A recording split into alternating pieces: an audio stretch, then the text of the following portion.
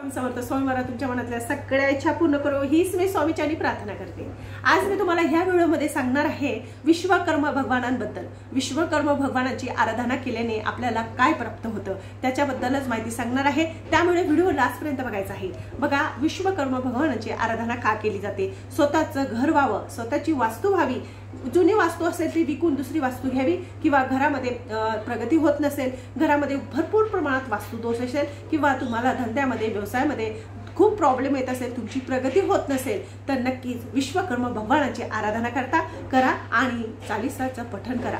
नक्कीच भरपूर जणांचा अनुभव आहे की विश्वकर्मा भगवानांचं जर नामस्मरण केलं, त्यांची चालीसाचं पठण केलं तर आपली स्वतःची वास्तू तर होतेच, पण ज्यांना वास्तुदोष आहे, त्यांचा धंदा चालत नाही, त्यांचा व्यवसाय चालत नाही, त्यांना प्रगती होत नाही, त्यांचे सुद्धा व्यवसाय प्रगती चालायला लागते, पण त्यांची सेवा कशी करावी, ते कशा प्रकारे करावी, ज्याच्याने 6 महिन्याच्या आत आपली स्वतःची वास्तू होते, आपलं घर होतं, आपल्या स्वप्नातलं घर होतं। बघा, असं भरपूर ठिकाणी आहे, पैसे असून सुद्धा आपली म्हणजे वास्तू घेण्याची योग येत नाही, आपली मनासारखी वास्तू आपल्याला प्राप्त होत नाही। त्याच्यासाठी जी 10 तारखेला 10 फेब्रुवारी सोमवारच्या दिवशी विश्वकर्मा जयंती आलेली आहे। या विश्वकर्मा जयंतीच्या दिवशी आपण जर विश्वकर्मा भगवानांचं चालीसाचं पठण केलं तर आपल्या मनातली जी इच्छा आहे ती नक्कीच पूर्ण होणार आणि तुमचा वास्तुदोष आहे तो सुद्धा निवारण होणार।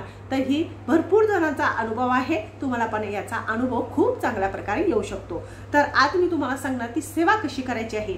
खूप साधी सिंपल सेवा आहे, स्त्रिया करू शकतात, पुरुष करू शकतात, पण आपल्याला करायचीच आहे। भले तुमचं बघा, आता एखाद्याचं स्वप्न असतं माझं वास्तू व्हावं, माझं मनासारखं घर व्हावं, आपण भाड्याच्या घरात राहतो आणि भाड्याच्या घरात राहून आपल्याला आपली वास्तू होण्याचं स्वप्न पूर्ण व्हावं असं वाटत असतं। प्रत्येकाला वाटत असतं की माझं स्वतःचं घर कुठल्याही शहरामध्ये, कोणत्याही गावामध्ये माझं स्वतःचं घर व्हावं, भले मातीचं असेल तुमचं आणि ते घराला कॉन्क्रीटमध्ये व्हावं असं तुम्हाला वाटत असेल तर नक्कीच विश्वकर्मा भगवानांची आराधना करा। विश्वकर्मा भगवानाची आराधना, त्यांचं चालीसाचं पठण करा, नक्कीच तुमची जी वास्तू आहे ती नक्कीच होणार। 6 महिन्याच्या आत ती वास्तू होते असा भरपूर जणांचा अनुभव आहे, पण ती वास्तू कशा प्रकारे होते आज मी ते तुम्हाला सांगणार आहे। काय करायचं बघा, आता 10 तारखेला सोमवारच्या दिवशी विश्वकर्मा जयंती आहे, तर आपल्याला काय करायचं आहे, आपल्या देवघरामध्ये लवकर उठायचं, म्हणजे सोमवारच्या दिवशी लवकर उठायचं आणि नंतर ना एक काळ्या कलरची सुपारी घेऊन यायचं। काळ्या कलरची सुपारी कुठल्याही बाजारामध्ये तुम्हाला मिळून जाईल, काळ्या कलरची असते, चिकनी असते, ती सुपारी आणायची।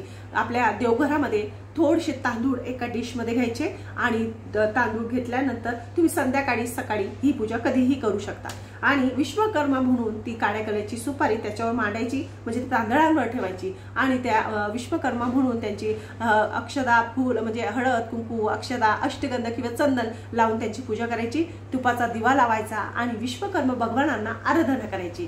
काय आराधना करायची? संकल्प करायचा, हातामध्ये पाणी घ्यायचं, फूल घ्यायचं, थोडेसे तांदूळ घ्यायचे, संकल्प करायचा, हे विश्वकर्मा भगवान माझं स्वतःची वास्तू होऊ द्या, माझं स्वतःचं घर होऊ द्या, जे काही तुमचे प्रॉब्लेम आहे, माझ्या घरामध्ये एवढं वास्तुदोष आहे, वास्तू म्हणजे माझा धंदा आहे, माझा व्यवसाय आहे तो चालत नाही, तो चालू द्या, किंवा माझी वास्तू होऊ द्या, माझं जुनं घर आहे ते विकू द्या, किंवा माझी जागा आहे ती विकू द्या, अशी तुम्हाला आराधना करायची आहे। म्हणजे अशी तुम्हाला संकल्प करायचा आहे आणि ते पाणी सोडून द्यायचं आहे। विश्वकर्मा भगवानांना ही अशा प्रकारे आपल्याला आराधना करायची आहे।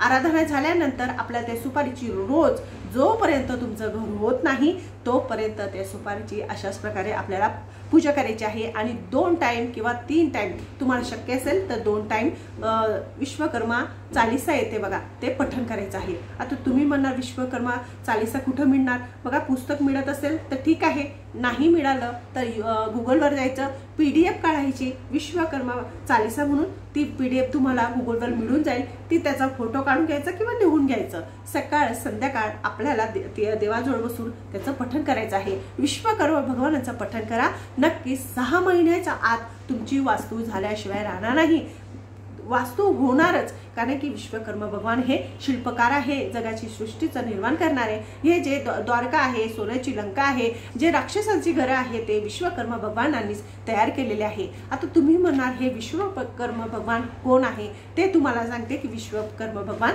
हे कोण आहे। हे विश्वकर्मा भगवान हे देवच आहे। विश्वकर्मा भगवान हे ब्राह्मणाचे पुत्र, ब्राह्मणाचे पुत्र धर्माचे पुत्र वास्तुदेव आणि वास्तुदेवाचे पुत्र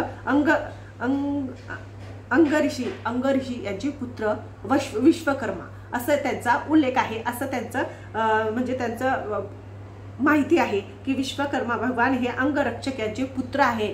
तर विश्वकर्मा भगवानांची जेवढी आपण आराधना करणार, जेवढी त्यांची चालीसाचं पठण करणार, तेवढं आपली वास्तू जी आहे ती नक्कीच पूर्ण होणार। आणि बघा, ज्यांचे वास्तूमध्ये प्रॉब्लेम आहे, भरपूर प्रमाणात तुमच्या घरामध्ये वास्तू दोष आहे, मग आपण काय करतो, वास्तू तोडफोड करत असतो। तर ती वास्तू तोडफोड न करता आपल्याला काय करायचं, सकाळी किंवा संध्याकाळी 2 टाइम बोलू शकता, 3 टाइम तुम्ही विश्वकर्मा भगवानांचं चालीसाचं पठण करायचं देवाजवळ, आणि रोज त्यांना विनंती करायची की माझ्या घरात असा प्रॉब्लेम आहे, त्याचं निवारण होऊ द्या, तरी सुद्धा तुमच्या मनातली कामना नक्कीच पूर्ण होणार। कारण की हे जे देव आहे हे शिल्पकार आहे, देवांचे जशी त्यांनी लंका तयार केली, द्वारका तयार केली, तसंच हे सुद्धा आपली वास्तू तयार करत असतात, आणि त्यांचं जर नामस्मरण केलं तर नक्कीच आपली वास्तू होते, असा भरपूर जणांचा अनुभव आहे।